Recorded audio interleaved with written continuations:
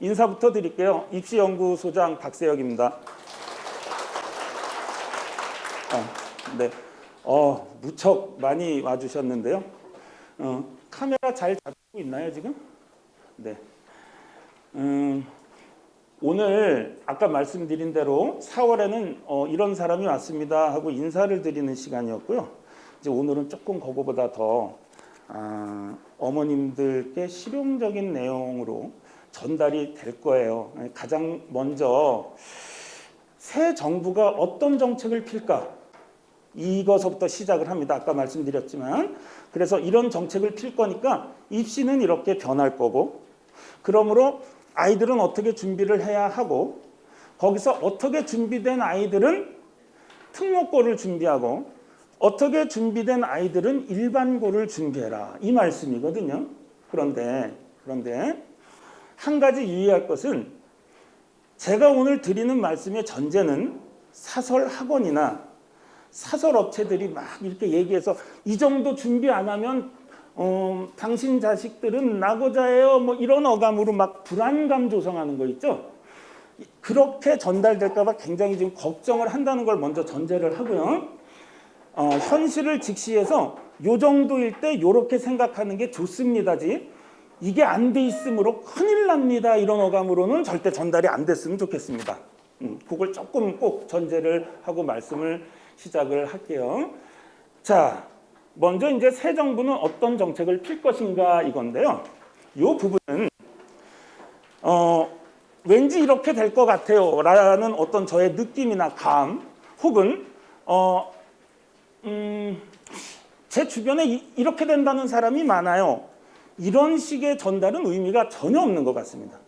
그래서 우선 이 교육부를 구성하는 교육팀, 거기는 자문위원회라고 결정에 정말 가장 큰 영향을 미치는 집단이 있습니다. 그게 어떻게 구성됐는가. 그 다음에 다행히도 지난주에 교육부 장관이 임명이 됐죠. 그러면 그분은 어떤 분인가. 그러면 하는 사람들이 이러면 어떤 공약을 제일 처음에 내걸고 시작했는가. 이러면요, 키워드가 2개가 나옵니다.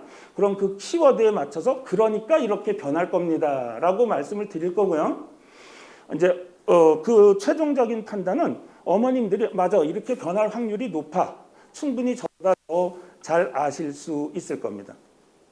뭐 종이가 날아간다고 당황할 줄 아나 본데. 자, 지난달에요, 제가 정시가 상위 15개 대학의 40%로, 그러니까 수능 하나 봐서 수능에 올인해갖고 대학 들어갈 수 있는 게 무조건 40% 이상 지금 되라고 그랬지만, 이게 상한선이 될 겁니다. 이제 수시가 다시 늘어날 거고, 수시 중에서도 비교과 영역인 학종, 이게 늘어날 겁니다 라고. 그 이유는 이제 우리나라에서 제일 영향을 크게 미치는 서울대 학파가 있어요, 이 교육학회에. 근데 1월 달에 줌으로 세미나를 했는데요. 그 교육학회에서 그러는 거죠. 어떻게 하루 시험 봐서 하루 딱 시험 보고 학생을 평가할 수가 있는가. 짧게는 고등학교 3년, 길게는 6년의 과정을 평가하는 게 옳다라는 게 결론이었고, 이제 미국에선 그렇게 평가하기 때문에 노숙자의 자녀도 카디자 윌리엄스가 아이비리그 포함 20개 대학에 합격한 거 지난 그 4월 설명회 때 말씀을 드렸거든요. 이러면서 다시 정시는 이번 40%가 상한선이고 30%대로 줄으면서 수시가 늘 겁니다 그랬더니 부원장님께서 끝나고 그래요. 저기 암만 해도 정시가 자꾸 더 늘어날 것 같고 수능이 늘어날 것 같은데 입시연구소장님 혹시 망신당하실까 걱정입니다. 이제라도 바람직한 거는 수시가 늘어나는 게 바람직하지만 정시가 늘어날 거라고 좀 수정하시는 게 어떨까요? 하시길래 제가 그래도 가르치는 사람인데 내가 한번 공개적으로 뱉었던 말을 주워 담는 것은 이건 온당치 않다. 온당치 않습니다. 대신 뭐를 근거로 제가 그렇게 예측을 했다는 거를 정확히 그 영상에도 찍혀 있고, 그렇기 때문에 설사 틀린다 할지라도 요래서 그렇게 될 거라고 예측했으니까 앞으로는 이런 증세가 있을 때 이런 결과가 나올 거라고 함부로 예단하지 말라라는 주의 표지판이라도 하나 세워두는 셈 치고 저는 제 입장을 고수하겠습니다 그랬거든요. 하늘이 도왔는지 그 사이에 인수위원회에서 101가지 그 국정과제를 발표했는데 그중 4가지가 교육과 관련됐거든요. 근데 거기에 2024년 새로운 대입제도에서 다시 학생들의 과정을 볼 수 있는 과정평가 중심, 서울대 학파 얘기가 그대로 반영됐죠. 그 다음엔 고교 학점제 보완 추진. 그러니까 보완은 그냥 붙이는 말이고요. 추진이 핵심입니다. 이제 여기 다 거의 중등, 초등생 학부모님들만 계실 텐데 아마 고교 학점제 다 해당이 되실 거예요. 그러니까 이제 수시 강화가 다시 모든 설명에 지금 테마가 되고 있습니다. 메가스탑이며 대성이며 할 거 없이 물론 다 우리 CNC보다는 아래에 있지만 말입니다. 자 그러면 아까 말씀드린 대로 새 정부는 어떤 정책을 펼 것인가에 우리 교육계를 구성하고 있는 그러니까 장차관은 물론이고요. 국장급 물론이고요. 여기서 실명은 말씀 못 드립니다만은 그 자문위원단을 이렇게 봤어요. 그런데 거기 보면 노무현 문재인 정부 때 계셨던 분들도 계속 계시고요. 그냥 편의상 그러니까 함부로 낙인 찍을 수는 없고 좌파라고 보면 그냥 뭐 무난합니다. 그 다음에 막 기독교계에 계시거나 저기 뭡니까 뭐 국민윤리교육과 옛날에 뭐 반공 이런 거 국민윤리교육과 막 창설하신 분들이 막 새로 거기에 이제 추가가 됐어요. 그래서 좌우라고 진보 보수라고 말씀드릴 수 있는 분이 반반씩 포진했습니다. 그러니까 어떤 결과가 상식적으로 예상되냐 하면 지난 정부처럼 자사고 완전 폐지 일반고로 전환 이런 급진적이고 뭐 혁명적인 뭐 이렇게 일방적으로 어느 한쪽의 의견이 반영되는 것처럼 밀어붙일 정책도 별로 안 일어날 거고요. 또 조금 우려스러운 걱정은 딱히 되는 것도 없고 안 되는 것도 없고 안 되는 게 안 되는 것도 없는 그냥 그렇게 이제 뭐 조금씩 변화하면서 그렇게 이제 아마 예측 가능하게 입시 정책이 향후 5년은 그렇게 지속되겠구나라는 생각을 누구나 충분히 할 수 있는 점이 있습니다. 그래서 제가 여기다 그랬어요. 게다가 이제 교육부 장관이 이 행정학 전공이신데 그분이 이렇게 뭐 절충 뭐 이런 거 좋아하시는 분이에요. 그래서 아마도 이제 타협과 절충의 산물이 굉장히 많아질 겁니다. 고교 학점제도 있느냐 마느냐가 아니라 아주 절충적인 방안으로. 네. 세특도 마찬가지고요. 내신도 마찬가지고. 그래서 거기 비스마르크 사진이 있는데요. 첫 페이지입니다. 비스마르크 철혈제상으로 유명한 비스마르크가 이런 말씀을 하셨어요. 이 빈칸을 뚫어놓은 거는 그 공부하는 느낌을 좀 느껴보시라고. 뭐냐면 소세지와 정책은 만드는 과정을 보지 말라. 소세지가 만들어지는 과정을 보면 더러워서 못 먹는다 그래요. 근데 정책도 그렇대요. 만약에 여기는 80km로 달려야 된다라고 해서 시원시원하게 80km가 달려야만 되는 도로라면 80km로 하든가 아니면 50km로 달려야지 여기 빨리 달리면 위험하다 그러면 50km로 하든가 이 두 의견이 만약에 대립했을 때 오르면 어느 한 가지를 하면 되는데 이걸 타협해서 15km씩 양보해서 이제 65km 속도 제한을 딱 하면 그렇게 이제 타협과 절충의 산물로 나온 거지만 우리는 66km로 가면 딱지를 떼야 되고요. 안전하지도 빠르지도 못한 뭐 이제 이런 게 생길 수도 있다는 겁니다. 그래서 아마 이렇게 주거니 받거니 하는 과정에서 나온 정책들이 이런 느낌을 줄 수가 있을 텐데요. 어머님들께서 간단하게 참고할 거는요. 거기 이제 그 비스마르크 사진 밑에 표가 하나 이렇게 작은 표가 있죠. 우리나라 교육은요. 교육계는 신자유주의 학파라고 이 보수입니다. 그냥 쉽게 말하면. 그리고 재건주의 학파가 진보예요. 이거 어마어마한 학파들입니다. 학회도 따로 하시고요. 그런데 신자유주의 학파가 대학교육 쪽을 맡았고요. 그걸 이제 교육학 용어로는 고등교육이라고 그래요. 고등교육. 그 다음에 재건주의 학파가 중등교육이라고 그래서 중고등학교 교육을 맡았습니다. 아주 절대 다수입니다. 자, 그러면 어떤 정책이 나오냐면 바로 그 밑에 썼죠. 신자유주의 학파는 대학의 자율 커리큘럼과 자율 선발권을 주장하고 있습니다. 이 서울대 학파에도 많이 계세요. 그래서 올해도 어떻게 했냐면요. 정시를 40% 해. 그렇게 하니까 서울대학에서 취한 게 뭐냐면 1, 2차로 나눠 뽑는데 1차는 정시로만 2배수로 뽑고 2차에는 내신을 반영하죠. 그러니까 수능 만점 받은 학생도 내신이 엉망이면 2차 떨어질 수밖에 없습니다. 요런 그러니까 학생부 교과 내신을 2차에서 반영하는 식으로 이 교육부의 정책에 정면 제동을 건 거예요. 서울대가 그러니까 바로 이튿날 고대 발표했죠. 그리고 그 다음에 계속 상위권 대학들이 따라 발표를 했습니다. 그래서 대학 선발은 대학 자율권에 굉장히 많이 넘어갈 것이고요. 재건주의 학파 보면 학생인권, 차별교육 폐지, 평가 폐지 뭐 이런 거 나와 있죠.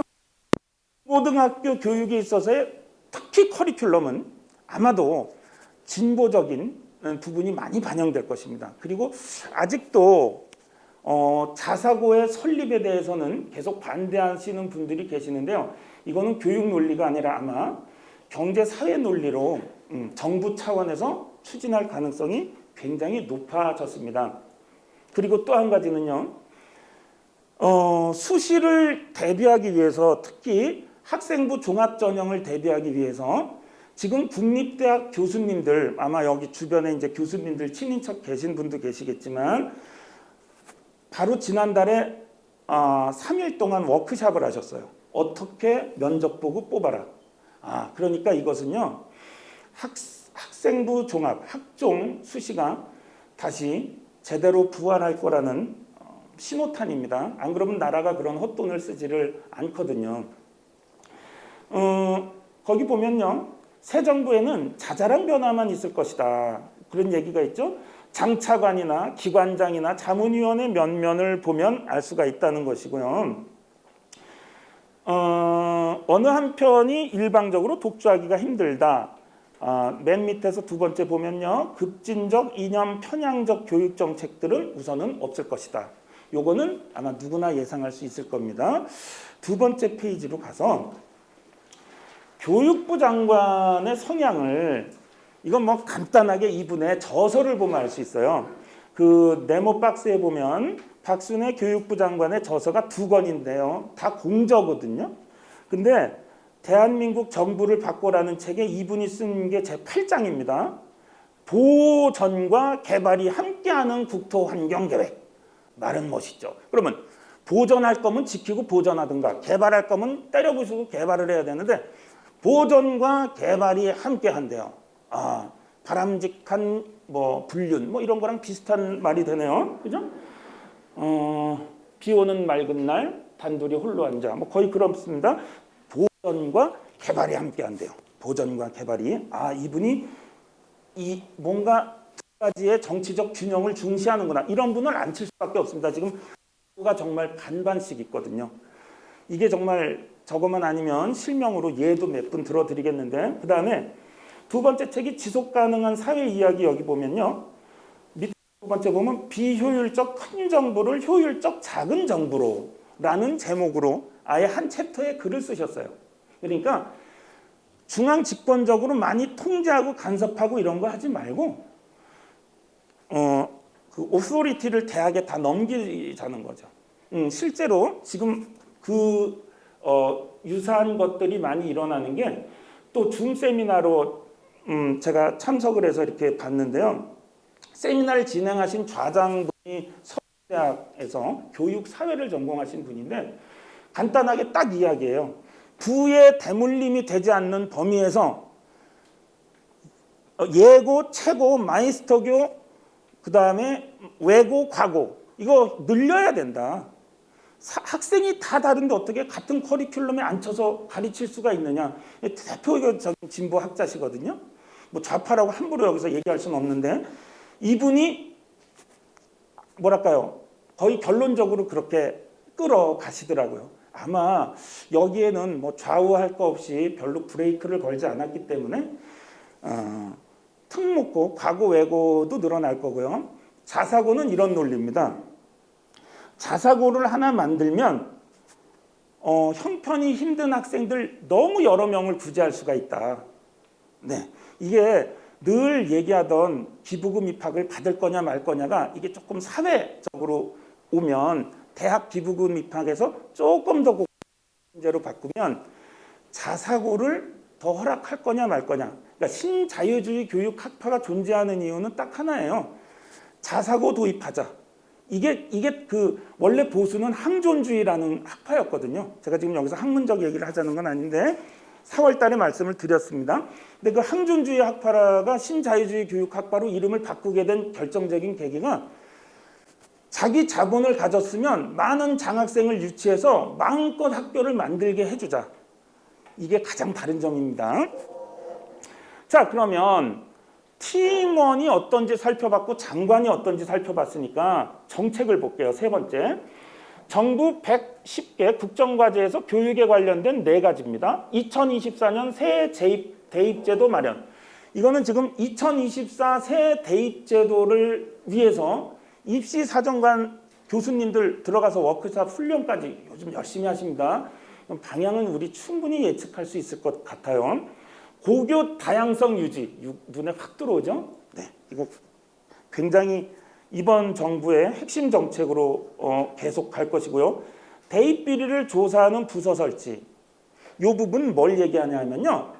정시를 40% 이상으로 못 받고 뭐 앞으로 50%까지 늘린다고 막 지난 정부에서 발표한 계기가 셀럽들이 자꾸 부정을 하잖아요. 받지도 않은 표창장, 하지도 않은 봉사활동. 그러니까 그 폐단을 없애자고 정시를 늘렸는데 이번 정부는 입시 비리가 있으면 입시 비리를 철저히 해서 처벌하고 교육 제도를 건들지는 않겠다는 겁니다. 사실 뭐 저도 미국에 좀 있어봤지만 거기 입시 지옥이 없는 대표적인 이유가 학생들을 과정 평가하기 때문이거든요. 예, 그들은 11학년, 12학년 우리 고2, 3이 되면 내신은 10학년에서 끝나버려요. 그러니까 11학년, 12학년이 되면 어떤 걸 하냐면 내가 갈 학교에 자기소개서 쓰는데 시간 거기다 투자하고요. SAT나 ACT 스코어 따는 거. 그 다음에 자기 진학에 도움되는 다른 시험들 자격증 따는 거. 여기에 쏟습니다. 그 다음에 고교 학점제 보완 추진인데요. 이거 그냥 추진 그러면 뭔가 좀 껄떡거리니까 이게 보완자를 붙인 것 뿐입니다. 사실 추진하겠다는 거고요. 근데 보완할 건 있어요. 뭐냐면 지금 이대로 고교 학점제가 굳어지면 내신에 들어가는 과목이 국영수, 공통사회, 통합사회로 이름이 바뀌었죠. 통합과학, 국사 6과목입니다. 그리고 고1 때 내신이 끝나요. 완전히 끝납니다. 고2의 진로 선택, 일반 선택, 융합 선택 과목들은 영미 문화의 무슨 항공 우주 이런 것들 있잖아요. 그거는 A, B, C로 그냥 학점만 부여되고 우리 학교에서 안 듣는 건 다른 학교 가서 들을 수도 있어요. 그래서 만약에 이게 내신에 반영되면 쉬운 학교 가서 쉽게 점수 딸 거 아니에요. 쉬운 학교 가면 1등급 받을 수 있잖아요. 그래서 이건 절대평가로 바꾸고 내신 평가에서 뺐습니다. 요거를 제가 이 설명에 앞두고 이런 내용으로 설명한다고 하니까 어느 우리 팀장님께서 질문을 하세요. 이게 2학년 때 이게 진짜로 이렇게 끝나는 게 맞냐. 그래서 사실 일반 선택 과목 중에는 세계사 같이 수능 과목도 있거든요. 그래? 진짜 여기서 끝나는 게 맞나? 그래서 교육부에다 제가 전화를 했습니다. 그랬더니 맞대요. 왜냐하면 발표한 그대로랍니다. 2024년 초에 다시 한번 최종 발표가 있긴 할 건데 2가지 이유를 말씀하시더라고요. 첫째는 우선 학생들이 고2, 3 때 수능 준비를 못한대요. 내신 때문에. 내신 막 준비하고 고3도 9월, 10월까지 내신 준비하고 수능하다 보니까 방학 때는 수능학원, 평상시엔 내신학원 너무 사교육에 시간을 너무 많이 쏟는다는 거고요. 2번째는 일반 선택 과목이 수능 과목이긴 하지만 그 세계사 선택 안 하고 그럼 진로 선택만 한 학생들은 내신 못 받잖아요. 그래서 선택을 마음껏 하게 하되 이 6과목, 이 6과목은 대부분 1학년 때 다 끝납니다.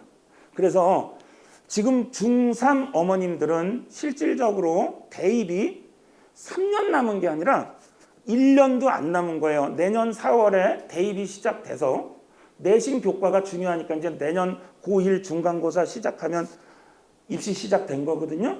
그래서 내년 가을에 입시가 끝난다. 거의 이렇게 생각을 해야 됩니다. 이제는 정시가 강조가 되든 수시가 더 강조가 되든 정량 평가를 할 수 있는 학생부 교과, 즉 내신에 관한 중요성이 줄어들 확률은 어느 모로 봐도 없습니다. 그거는 조금 유념을 하셔야 됩니다. 자, 그러면 그 밑에 이제 빈칸이 2개가 있죠. 한마디로 수시를 강화하고, 이 수시를 강화한다는 겁니다. 사실 어머님들께 중요한 건 이 결론 부분이죠. 그렇죠? 그 중에서도 학종이 부활되면서 정시, 수시에 있어 모두 학생부 교과가 더욱 강화될 것이 확실한 상황. 이렇습니다. 짜릿짜릿합니다. 진짜 이렇게 딱 써놓고 또 야, 이건 진짜 너무 정확하게 예상했는데 이런 느낌이 듭니다. 정시는 올해 40% 의무가 맥시멈일 거라는 게 다수설이고요. 점점 줄어들 것입니다.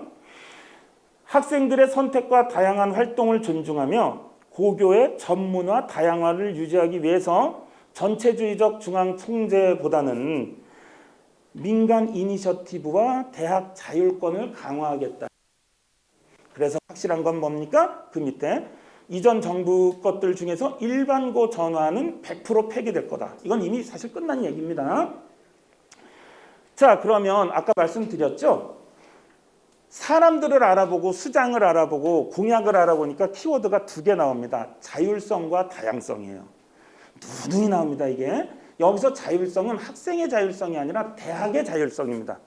대학의 자율성을 건들지 않겠다는 거고요.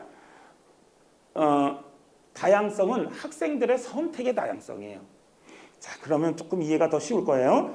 공약에도 있었고 인수위원회도 확인됐던 게 다양성과 자율성인데 그게 초등교육법 시행령에 따라서 국회 동의 없이 다 할 수 있는 일들입니다. 그래서 고교 학점제니 뭐 세특 강화니 관련 법안들이 계속 나올 거고요. 아까 잠깐 말씀드렸죠. 교육학회의 입장은 최고 예고는 폐지 안 하면서 특목 자사고는 왜 폐지해야 되냐. 이게 이제 저처럼 아마추어가 아니라 교육만 평생 연구하신 분들의 심플한 논리입니다. 따라서 부의 대물림이 되지 않는 범위에서 마에스터고 등 모든 특목고를 유지할 것이면서 4월 설명회 때 말했던 예전에는 안 보이고 안 들리고 몸이 불편한 학생만 특수아동 그래서 이제 특수교육 대상이 됐었는데요. 지금은 머리가 지나치게 좋은 상위 2%, 달리기가 지나치게 빠른 상위 2%. 이거 이 정규 분포에서 이 아웃라이어에 있는 상하이 모두를 특수교육의 대상으로 봅니다.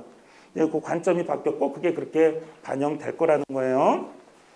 자, 그러면 어머님들이 궁금해하시는 사항이 빈칸을 뚫어놨습니다.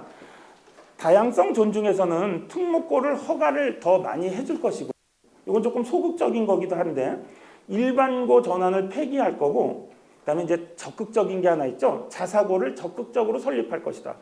예전에는 자사고를 설립하려면 이 허가를 받아야 될 서류가 뭐 몇십 종, 몇백 종이었다고 해요. 그거 다 줄이고 정확하게 몇 퍼센트를 장학생으로 유지할 것이며 사회적 약자를 얼마나 뽑을 것인가에 대한 비전만 정확하면 허가를 한 것으로 얘기가 되고 있습니다. 자율성 존중은 이게 왜 서울대학에서 이렇게 정시 중심을 인정을 못하냐 하면요.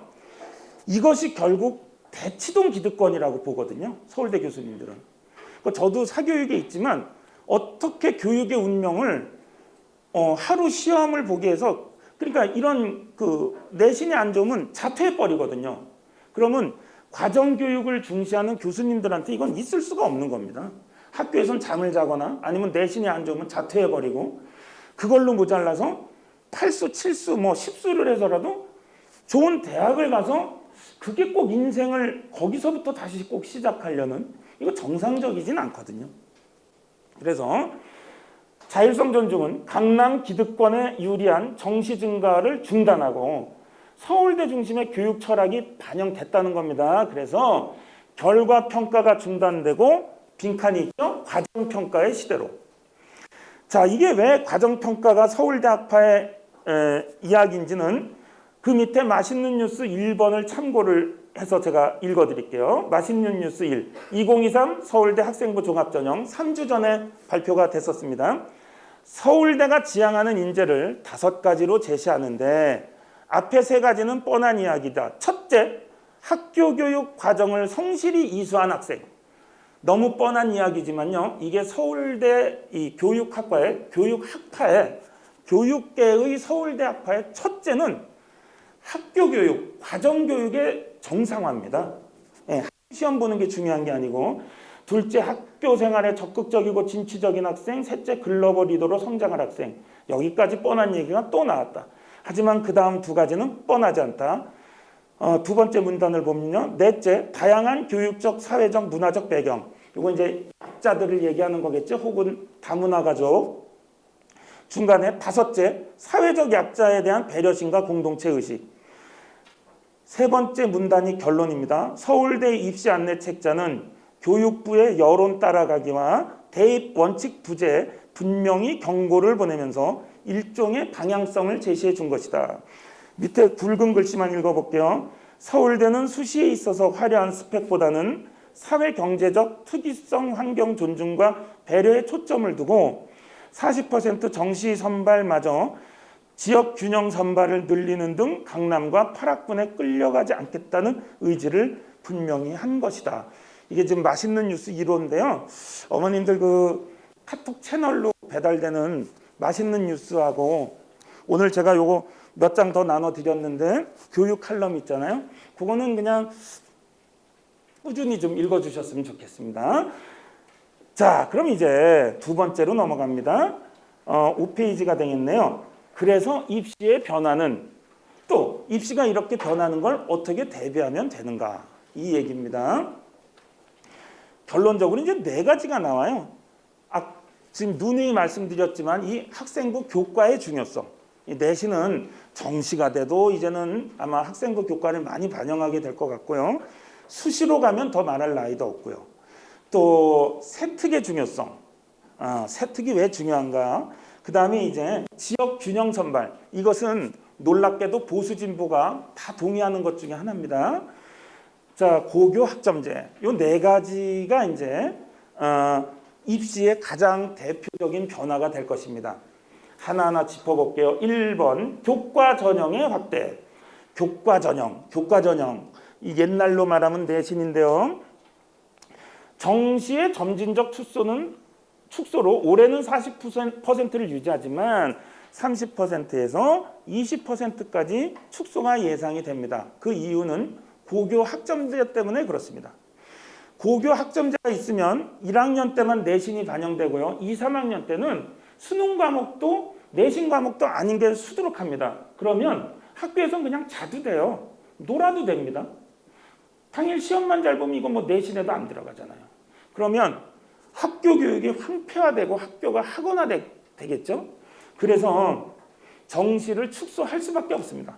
수능 올인하는 학생을 양산을 할 수가 없습니다. 지금 추구하는 거 제도, 고교 학점제가 가장 대표적이고요. 학종은 최상위권의 비율은 한 내년까지는 유지를 할 것이고요.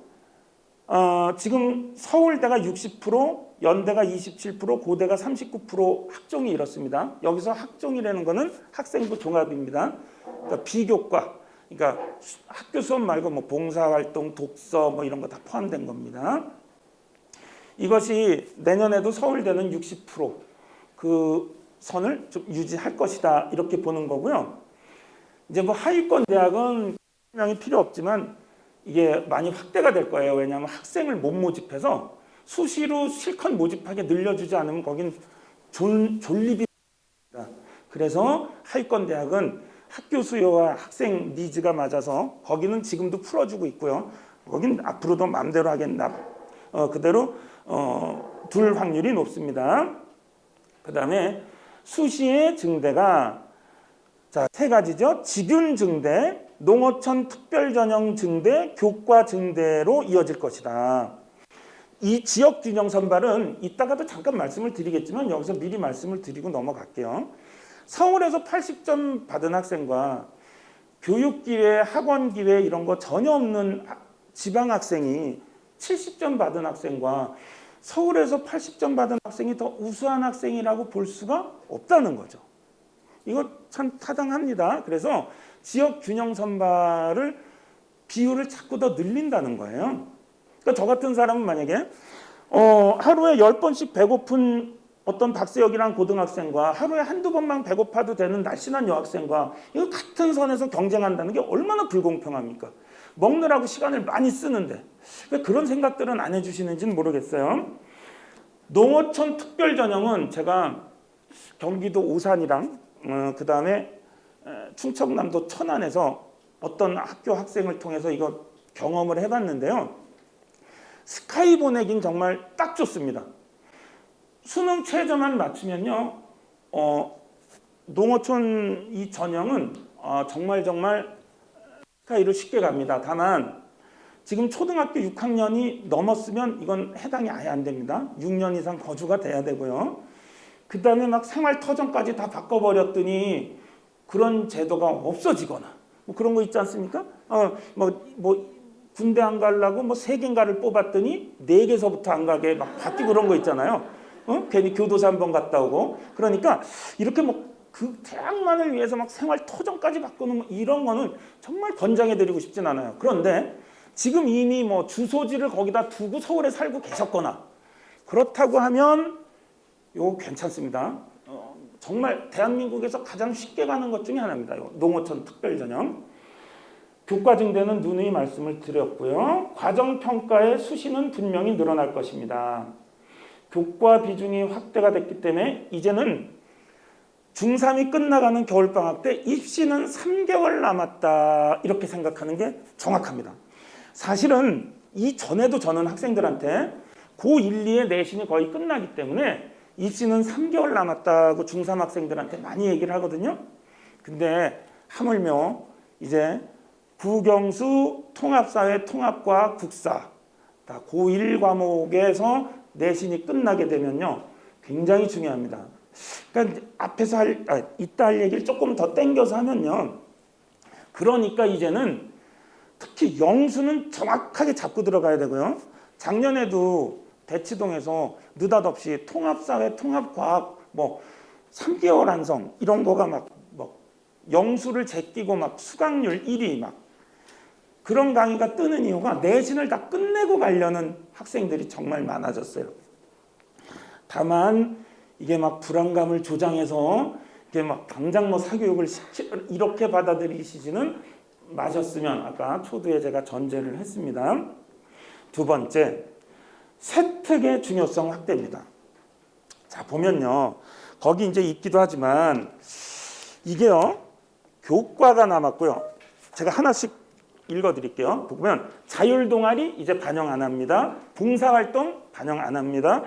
수상실적, 논문, 독서 반영 안 합니다. 진로활동 미반영입니다. 이제 내년 고3인 애들만 과도기로 진로활동이랑 독서가 30자, 500자가 30자로 줄어드는 건 있는데요. 그 이후 학년인 지금 여기 계신 학부형님들 그 자녀분들한테는 이제 완전히 반영이 안 돼요. 그럼 뭐 보고 뽑을 건데 딱 3개 남습니다. 학종에서 그러니까 학생부에 있는 것 중에 교과하고요. 과목별 세부사항 및 특기사항 세특이라는 것과 하고요. 그 다음에 창체 동아리 이것도 사실 반영이라고 보기 힘들기 때문에 이 세특의 비율이 이제는 이거를 이제 볼 게 이게 교과 내신하고 그 다음에 볼 게 요거밖에 없습니다. 당분간은. 그리고 설사 앞으로 학생부 종합이 부활된다 그래도 요거는 여러 가지 논리로 지금 왜냐면 학교교육 정상화라고 하는 우리나라 교육의 최대 기득권 어떤 엘리트 집단이라고 할 수 있는 서울대 학파가 제일 많이 얘기하는 게 학교교육 정상화거든요. 이거 누가 해요? 학교 선생님들이 이거 적어주는 거거든요. 그래서 이제 이걸 어떻게 대비해야 되는지도 정확히 말씀을 드릴 거예요. 굉장히 이거 중요하니까요. 국영수, 사탐, 과탐, 국사 6과목이다. 중2, 3부터 예상되고 중1은 확정입니다. 지금 확정됐습니다. 중1 학생은 2025서부터 확정이 된 겁니다. 그러면 이제 교과 세특 창체 이거 남는데 그 밑에 그냥 간단히 읽어보시면 됩니다. 그래서 2005년서부터 저도 막 탭스랑 비교과, 경시 이런 거 막 준비시켜 주느라고 고생 많이 했어요. 그러다 보니까 비교과가 막 이런 경시로 가니까 이제 그거 막자고 세특을 강조하기 시작을 했고요. 그때부터 교내 평가의 가치. 이거는 밖에서 뭐 시험 보고 오는 게 아니라 학교 선생님들이 본대로 평가해 주는 거잖아요. 그래서 요거의 가치가 올라갔다 이거고요. 고 2학년 2학기부터 수능에 집중할 수 있도록 다양한 진로 관련 선택 과목으로 절대 평가를 한다. 그리고 자기 학교에 개설되지 않아서 다른 학교에서 듣고 오는 경우를 대비해서 내신에 반영하지 않는다. 그러니까 밑에 표를 보면요. 이 공통 과목은 필수고 내신에도 반영되고 당연히 수능 나옵니다. 국영수, 통합사회, 통합과학, 한국사. 그 밑에 일반 선택은요. 내신은 미반영인데 수능 과목이에요. 화법과 언어, 독서와 작문, 문학. 요거 다 이제 선택 과목이거든요. 뭐 대수 뭐 이렇게 해서 다 선택 과목이고 진로 선택과 융합 선택은 일반 선택도 A, B, C 그래서 내신에는 미반영됩니다. 왜 수능 과목인데 내신에 미반영되나요? 교육부에 질의를 했더니 이 일반 선택을 선택 안 하고 진로 선택을 선택할 수가 있다는 거예요. 그럼 그 학생은 내신이 다 날아가는 거잖아요. 그래서 내신 미반영이 확정이 됐습니다. 자, 또 이제요. 제가 세특도 우리 이런 내용으로 설명해 하겠다 그랬더니 또 이제 질문이 들어온 게 그러면 세특은 학교 선생님이 적어주는 건데 뭘 준비하면 되느냐 이런 부분이 질문 들어왔거든요. 그게 이제 다음 페이지입니다. 이렇게 이제 세특의 구성 요소는요. 빈칸이 나오네요. 이 기억에 오래 남으실 겁니다. 수업 시간의 활동 이거는 참여 질문 태도입니다. 그러니까 이거 점수 잘 받으려고 뭐 시도 때도 없이 손 들고 괜히 역반응 이렇게 있죠. 예, 그건 좀 주의를 시켜야 되는데 천만다행이에요. 저처럼 아무 때나 손 들고 질문했던 학생이 있을 때는 이런 게 없어가지고 그 다음에 빈칸은요. 세특 보고서하고 수행 평가입니다. 자, 수업 시간 활동으로 선생님이 아무리 관심을 가져도 써줄 수 있는 게 한계가 있거든요. 그러니까 실질적으로 기록되는 거, 수업 태도 좋음, 뭐 적극적으로 참여함 이런 게 눈에 띄는 게 아니라 바로 세특 보고서와 수행 평가가 변별력을 가지고 이제 이게 핵심입니다. 여기에 적을 게 많아야 되는 거예요. 그럼 이제 어떻게 대비하느냐? 4가지거든요. 첫째, 기초적 배경 지식입니다. 풍부한 독서는 아무리 강조해도 지나치지 않다 이렇게 적었는데요. 만약에 영어적 기본 지식은 뭐냐면 지금도 이게 가장 많이 효과가 있는데요. 요 세특에 이제 보고서를 작성을 하면서 어떤 학생들이 있냐면 해외 블로그를 인용을 하는 거예요. 우선 읽어낼 수 있어야 되잖아요. 뭐 4차 산업혁명이다? 그건 우리나라 관점이고요. 예를 들어서 영어로는 디지털 트랜스포메이션이고 뭐 일본은 소사이어티 5.0이고 소사이어티 5.0이거든요. 그 다음에 독일은 인더스트리 4.0이에요. 이 용어 자체가 달라요. 이거는 우리나라 네이버 같은 데서는 참고가 안 되고요. 구글 검색하면 나라마다 이렇게 명칭이 다른 게 떠요. 그러면 우선 개념 정의부터 뭐 클라우드 슈바비 뭐 산업 포럼에서 얘기한 4차 산업혁명은 해갖고 우리나라엔 딱 여기까지 나오거든요. 근데 4차 산업혁명은 미국에만 가도 이게 통용되는 명칭이 아니에요. 디지털 트랜스포메이션을 쓰거든요. 그럼 이제 요렇다는 걸 만약에 레포트에 썼다. 그러니까 완전히 더 넓은 관점을 반영할 수 있게 그냥 구글이나 해외 블로그는 그냥 쭉쭉 독해가 돼야 됩니다. 뭐 별로 어렵지도 않아요. 사실은 고등학교 1학년 교과서 수준을 넘지 않습니다. 구글은 별로. 그러면 차별화가 확실히 되겠죠. 선생님이 써줄 것도 많겠죠. 자, 그 다음에 수학적 기본은 뭐냐면요. 어떤 거를 이 통계를 대입해서 그걸 풀어낼 수 있느냐 얼마나 중요하겠어요. 여기서 그냥 대충 예상하는 게 아니라 뭐 이런 변수가 있으므로 뭐 이렇게 상관도를 보는 게 있어요. 이제 카이 제곱 검증이라고. 그러면 이거는 이제 뭐 간단하게 말씀드리면 수학적으로 도저히 나오지 않는 거를 이렇게 이제 만약에 교과라는 단어가 이 문서에 얼마나 들어가 있나를 보면서 이 문서가 학생부 교과에 대해서 설명할 관계성, 확률 뭐 이런 거 나오는 거예요. 뭐 대학원 논문 써보신 분들은 쉽게 이해하실 텐데 이 카이 제곱 검증 같은 거를 만약에 인용하거나 정규 분포표를 인용해서 자기 생각에 확률을 얘기할 수 있다면 분명히 차별화되겠죠. 그렇죠? 그래서 제가 카이 제곱 검증이 나온 김에 또 뒤에 있을 얘기 조금 땡겨서 할게요. 이 뒤가 편해지는 겁니다. 이렇게 되면. 사실은 약간 순서를 이렇게 바꾸는 게 의도한 거기도 한데 뭐냐면요. 지금 우선 중2서부터는 어느 정도 수능형을 바라보면서 영수 준비를 좀 해야 되고요. 중3은 더 말할 필요도 없습니다. 영어 같은 경우는 1등급 90점 이상이 6.2% 나왔고요. 이번에 4.5%까지 낮추겠다고 해서 45문제잖아요. 45문제 중에 23문제가 EBS 연계인데요. 이 23문제가 다 주제, 제목, 뭐 윗글의 내용과 같은 것은 다른 것은 이 재진술 문제요. 이렇게 쉬운 게 연계됐고요. 문장을 어디다 넣을래 하는 삽입하고 빈칸하고 그다음에 요약문 만드는 게 있습니다. 이런 걸 킬러 문제라고 그러는데 여기서는 한 문제도 EBS 연계가 안 됐어요. 이걸 뭘 말하냐면 그러니까 연계도 안 된 생소한데 하물며 문장 삽입 같은 건 토플에 없습니다. 토익에 없어요. 이걸 읽고 요약하는 요약문 토플이나 토익에는 없습니다. 그래서 탭스가 너무 쓸데없이 어렵다라는 말은 있지만 그 쓸데없이 어려운 그런 탭스 문제들이 여기에 나온 겁니다. 여기. 베크만 박사가 개발해가지고 서울대 어문학회에서 만든 시험이 탭스인데 그게 수능 시험 그 시험 문제 그 구성하는 그 교수진을 구성하는 게 서울대 어문학회에서 구성해서 추천해서 올리는 건 알고 계시죠? 이제는 수능형 공부를 좀 해야 되고요. 그래서 저희 학원에서도 토플로 수업을 하되 뭔가 수능을 보강할 수 있는 주 1회 반 수요반이든 토요반이든 그걸 지금 생각하고 있고요. 수학도 마찬가지입니다. 수학도 이제는 경시 준비 그런 거 여유 부릴 틈이 없으신 게 1등급은 늘 매해 85 플러스 마이너스 3점에서 문이과 모두 결정되고 있고요. 2등급은 75 플러스 마이너스 3, 3등급은 63 플러스 마이너스 3입니다.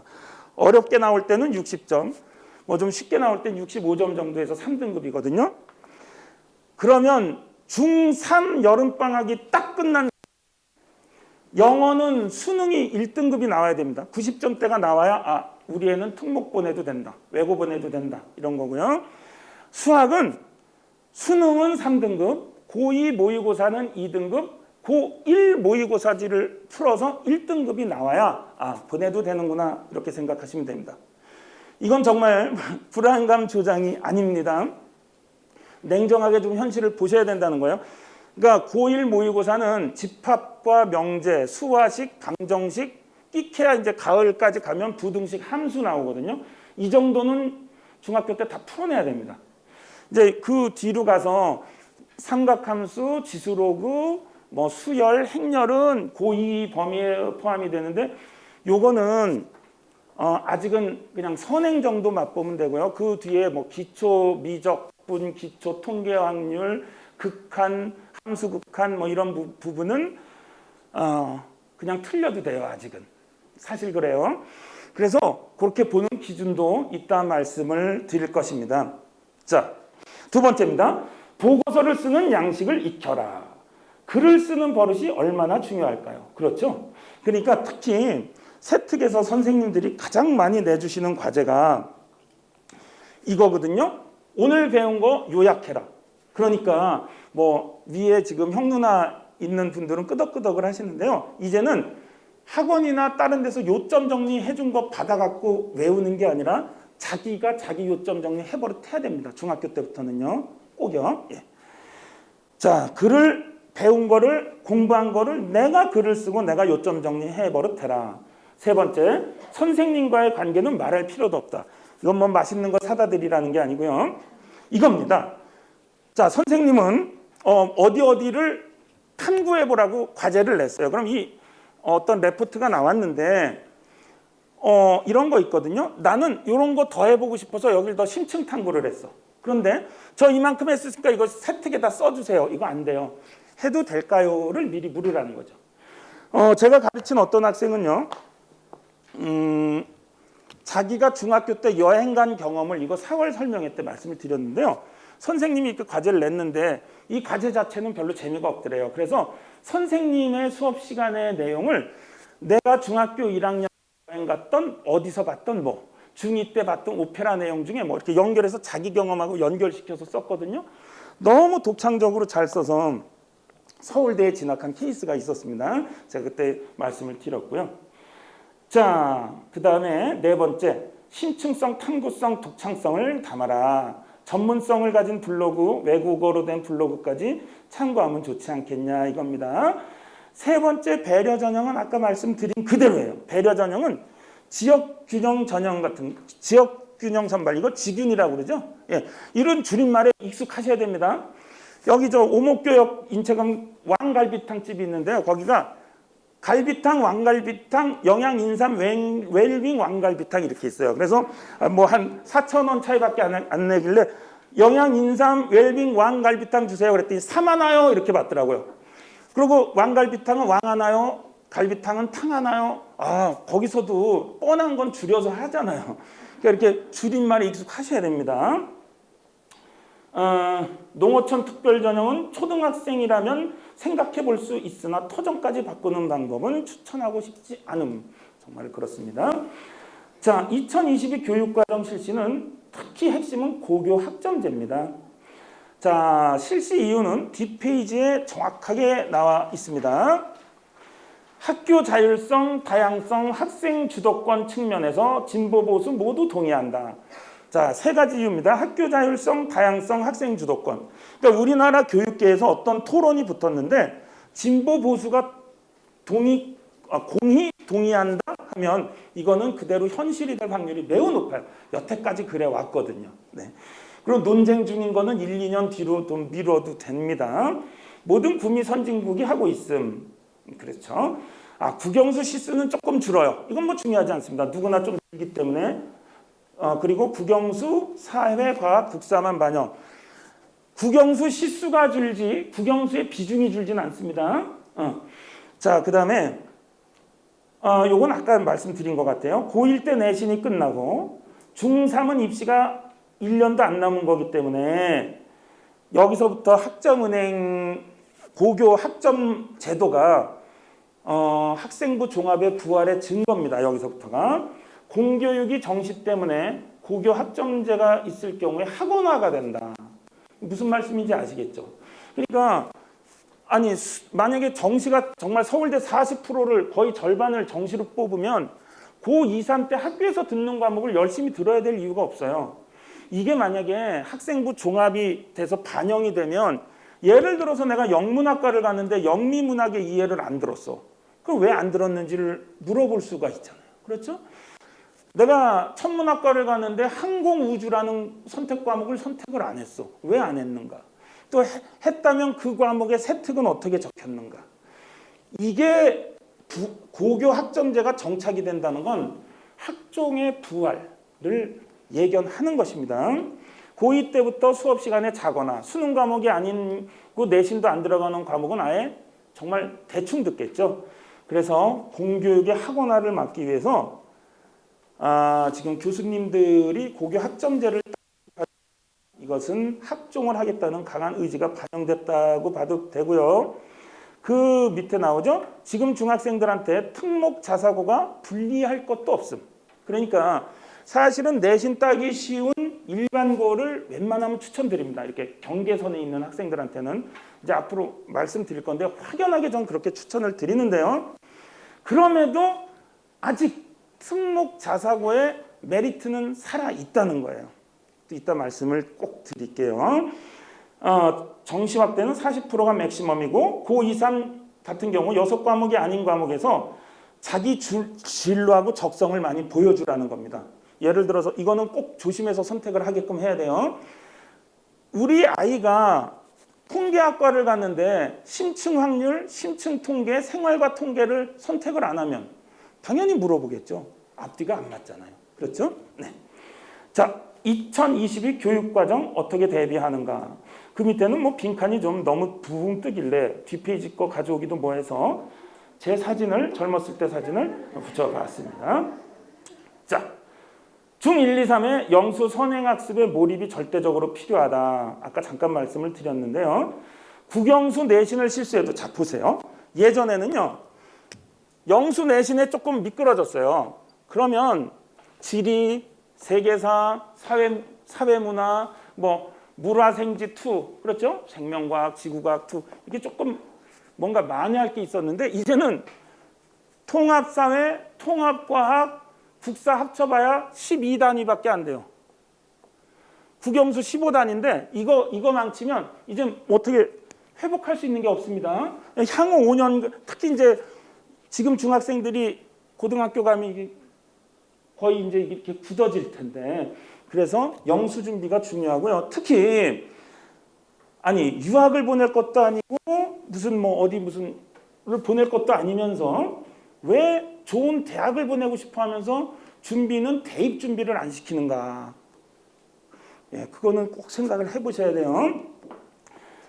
늘 이거 하면은 우리 학원 토플 얘기가 나오는데요.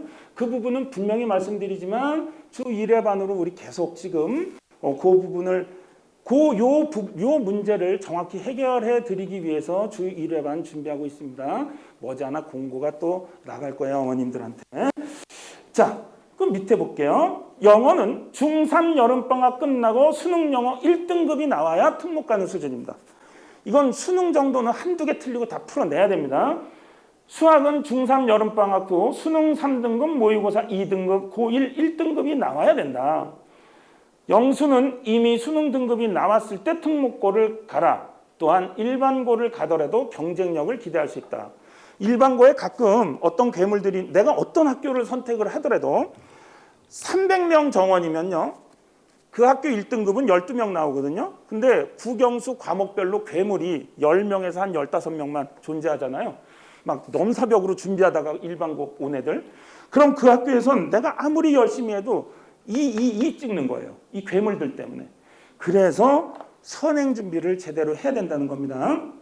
평상시에 제가 사교육에서 너무 불안감 조장한다고 막 SNS에 하도 세게 말을 해가지고 이 유튜브 나가면 뭐야 저 그렇게 말하더니 왜 선행을 저렇게 하라고 그래. 근데 이건 진실입니다. 진실. 자, 그 다음에 이제 오늘 다 이거 들으러 오신 거 아닐까요? 일반고냐 특목고냐 이제 이 부분입니다. 자, 이제 모두에게 좋은 학교가 있을까? 그러니까 절대적으로 어머님 특목고입니다. 어머님 일반고입니다. 라고 말할 수 있을까? 이거는 너무 쉬운 문제 같아요. 어떤 남자가 좋은 남자예요? 뭐 저기 여자 후배가 와서 질문을 해요. 그러면 돈 많은 남자? 성격 좋은 남자? 살아보니까 집안 좋은 남자? 각자에 따라서 사정에 따라서 맞는 남자는 존재해도 절대적으로 좋은 남자는 사실 없잖아요. 설사 있으면 너 안 좋아하잖아요. 돈 많고 뭐 집안 좋고 잘생기고 성격 좋고 이런데 너를 좋아할 리가 없으니까 그건 사귈 거야. 뒷조사 해봐 이래야 되잖아요. 자, 마찬가지입니다. 이거 내 아이한테 맞는 학교가 어떤 학교냐 이건데 일반고냐 특목고냐 이것은 그 밑에 나옵니다. 모두에게 좋은 학교는 없다. 우리 아이에게 가장 맞는 학교만 있다. 이게 진짜입니다. 그러면 두 번째 바로 나와야 되죠. 우리 아이한테 맞는 학교 뭘로 보고 알 수 있는데 그래서 유튜브를 막 우리 여기 팀장님이나 직원분들이 막 링크를 걸어줬어요. 설명회 전에 보시라고. 근데 대부분 링크 내용이 뭐냐면요. 아이 성향에 맞는 학교를 보내라. 그러면 성향이요. 그게 있대요. 뭐지? 발표를 좋아하는 성향하고요. 파고드는 거 좋아하는 스타일. 두 가지 스타일이 특목이 맞대요. 저는 별로 동의 안 합니다. 밑줄 치시는데 불안합니다. 이거 제가 동의해서 지금 읽어드리는 거 아닙니다. 특성을 보래요. 특성이요 뭐냐면요, 외향적이냐 내향적이냐 딱 두 개래요. 외향적이거나 아니면 아예 내향적이거나. 그런 말은 누가 못해? 장래성을 보라. 이건 뿜었습니다 진짜. 장래성을 뭐 어떻게 보는 건데요? 간단히 말할게요. 기준은 하나입니다. 우리 아이의 성적에 맞는 학교가 우리 아이한테 맞는 학교입니다. 성적에 맞는 학교입니다. 물론 굳이 거기 그거까지 말씀을 드릴게요. 성적에 맞는 학교가 성향에 맞는 학교고요. 성적에 맞는 학교가 특성에 맞는 학교고요. 성적에 맞는 학교가 장래성을 담보해주는 학교입니다. 굳이 하나 더 본다면 성적 전에 제가 4월 설명회 때 말씀드렸죠. 제가 트위터 만들고 제일 처음에 트위터에 그거 한 줄 썼어요. 공부에서 제일 중요한 게 뭡니까? 노력, 좋은 선생님, 특성, 유전자입니다. 유전자예요.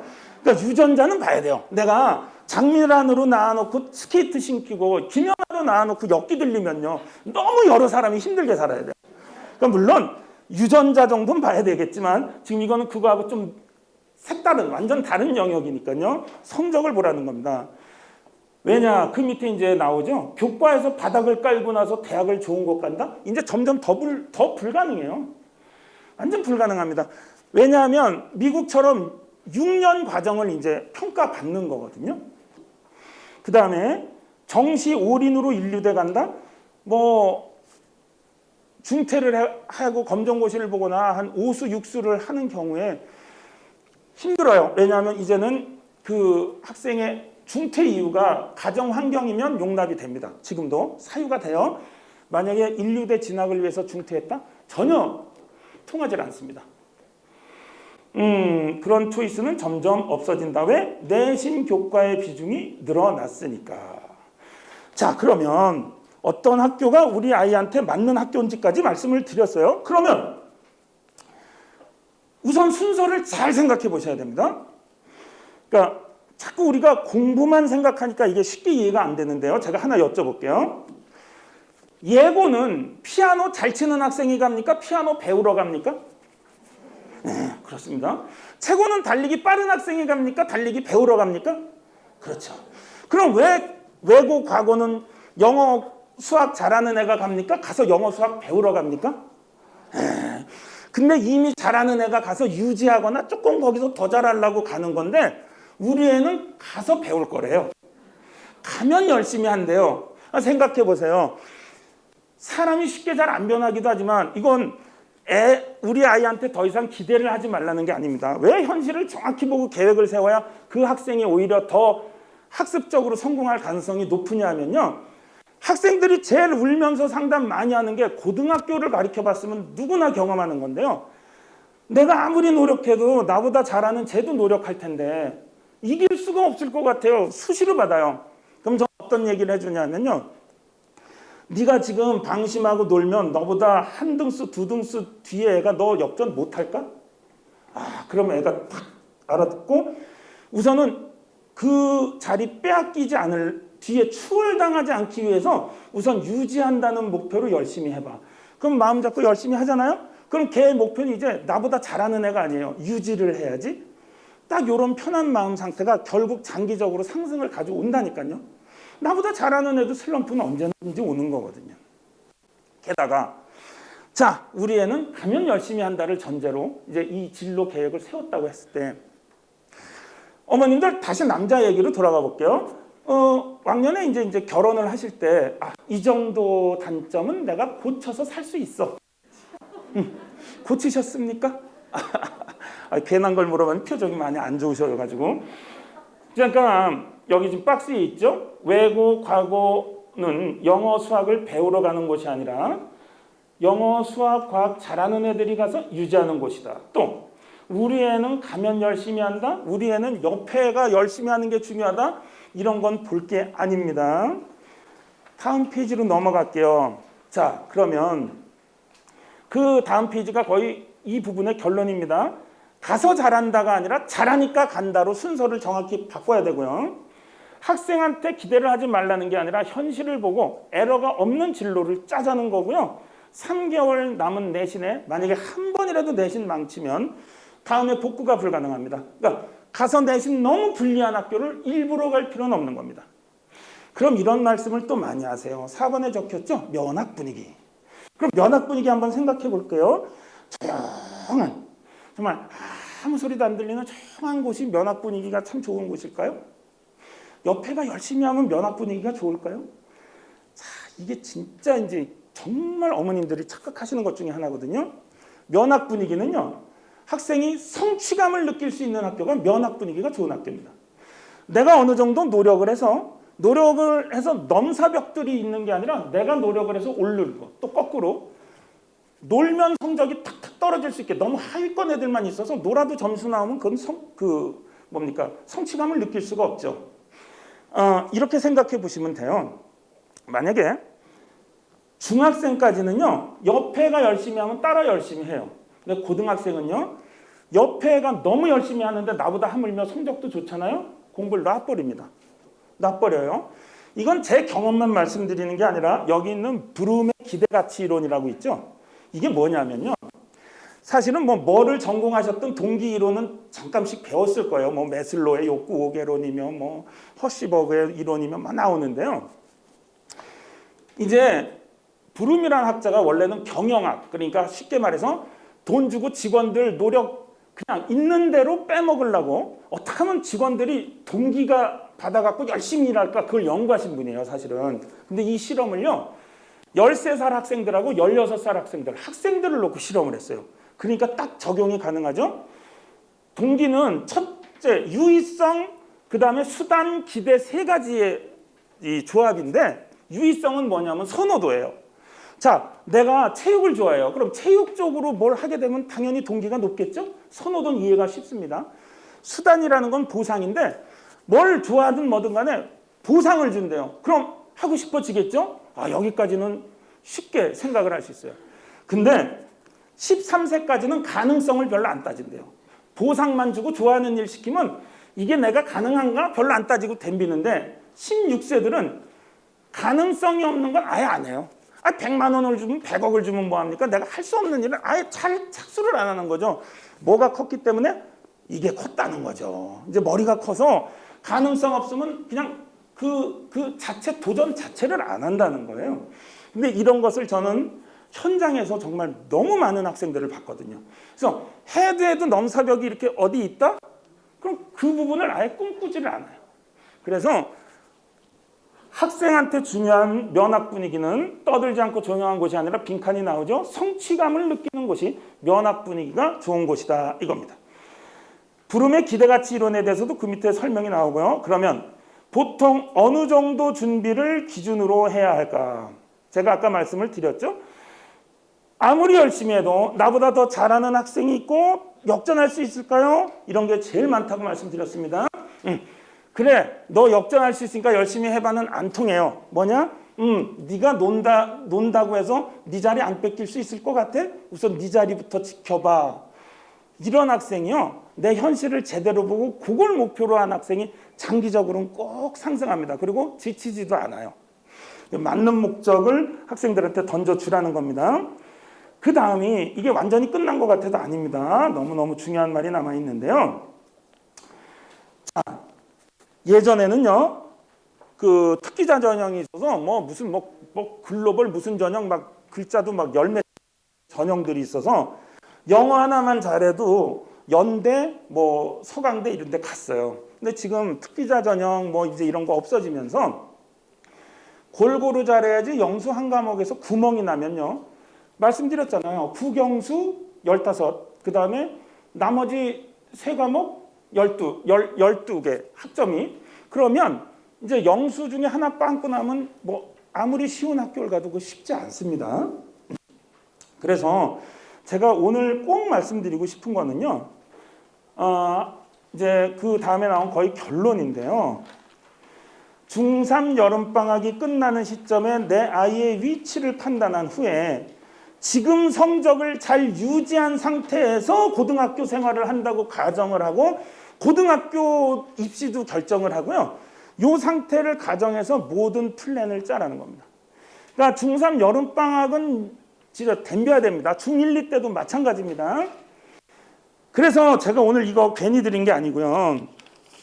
우리 애는 중2인데 뭐 아직 이러저러해요. 제가 지금 지난 설명회 유튜브에 올리고 유튜브로 쪽지를 무진장 받았는데 글로 보내주지 마시고요. 그러면 그거에 제가 오늘 설명에 오신 어머님들께는 이걸 내주신 분들께는 답장 다 드리겠습니다. 그러니까 학생 이름, 어머니 전화번호, 자료는 이 원래 됐던 이 칼라본 있죠? 제 젊었을 때 사진도 칼라로 나오는 이 칼라본, 이 칼라본 자료와 함께 이 뒤에 붙였던 원래 자료는 뭐냐면요. 아무리 시간을 줄여도 안 줄어들어요. 그래서 빼버린 게 뭐가 있었냐면요. 일반고 분석을 해가지고 이게 피라미드표로 만든 자료가 있었어요. 근데 그것까지 막 일반고 뭐 어느 학교 뭐하고 하면 완전히 이 내용이 산으로 가겠더라고요. 그래서 오늘 내용을 요렇게 지금 요렇게 잡은 이유가, 그러니까 그거를 제가 메일로 보내드릴 테니까 메일 그렇게 적어주시고요. 혹시 이거 안 받으신 분 없죠? 요건 다 받으셨죠? 뒤에 예. 안 받으신 분이 계시네요. 혹시 이상하게 오늘 손이 말라가지고 아까 뒤에 손 드신 저기요. 의외로 많네요. 그 오실 때 많이 받으신 것 같았거든요. 근데 원래 이 현장은 이렇게 또 나눠주는 맛이 있어요. 현장감이 있어요. 그 생각보다 많으신데요? 네. 종이가 모자랄 리가 없는데 또 있으세요. 네. 잠깐만요. 뒤에요. 네. 요거 뒤로 좀 전달 좀 부탁드릴까요? 네, 감사합니다.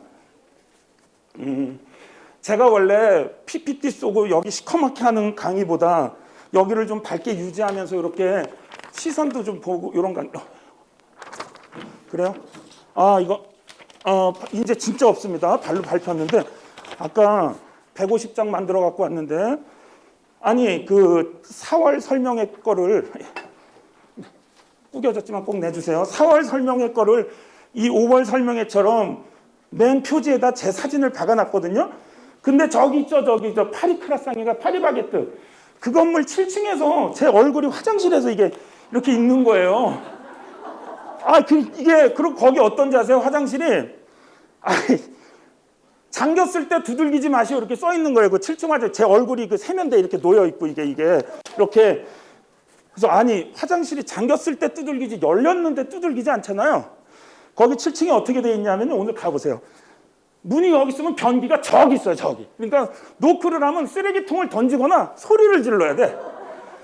되게 웃기더라고요, 거기. 자, 이거요.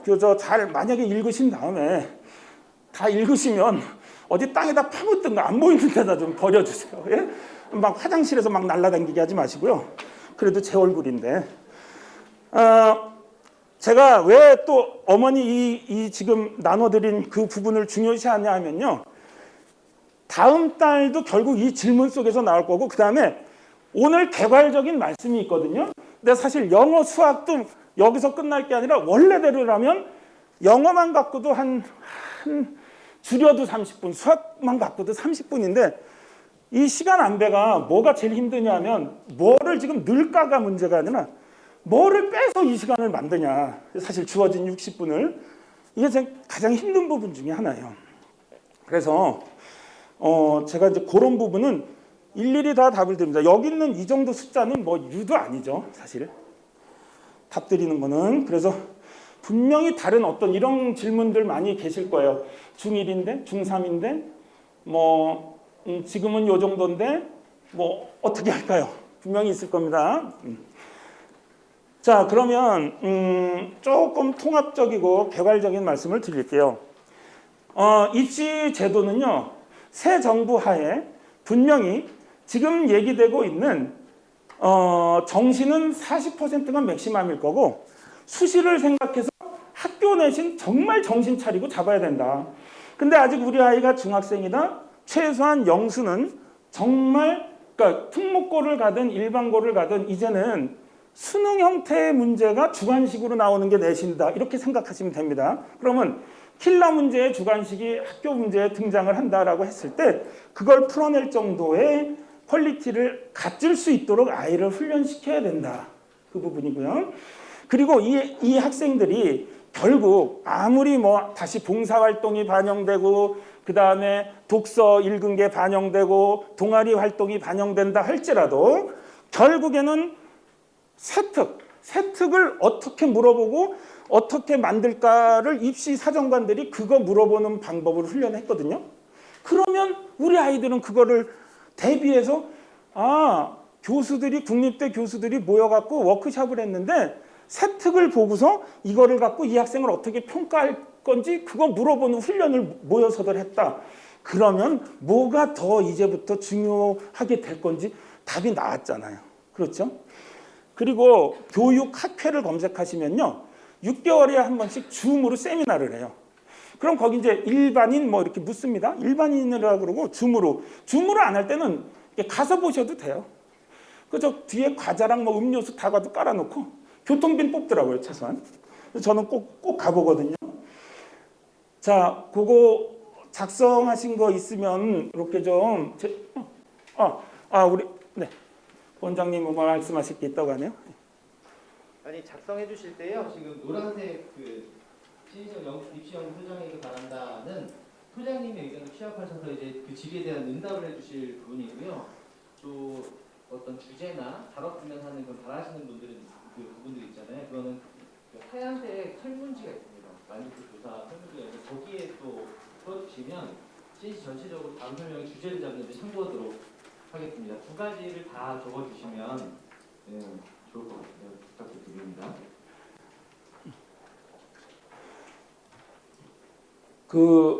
뭐라도 하나 받으시면 엄청 심사숙고하시는 습관이 있으신데 사실 그럴 필요 없고요. 자,